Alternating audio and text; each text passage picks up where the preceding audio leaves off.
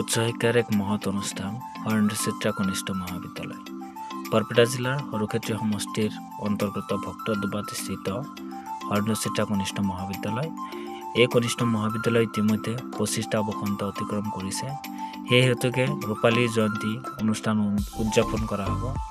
অহা 8, 9, 10 জানুৱাৰী 2023 ইংৰাজী তাৰিখে অনুষ্ঠিত কৰা হ'ব। সেই হেতুকে আজি হৰেন্দ্ৰ চিত্ৰা কনিষ্ঠ মহাবিদ্যালয়ত লাইখুঁটি স্থাপন কৰা হয়। উক্ত অনুষ্ঠানত উপস্থিত থাকে হৰেন্দ্ৰ চিত্ৰা কনিষ্ঠ মহাবিদ্যালয়ৰ প্ৰতিষ্ঠাপক সভাপতি মুকাদ্দিছ আলী সাহেবে।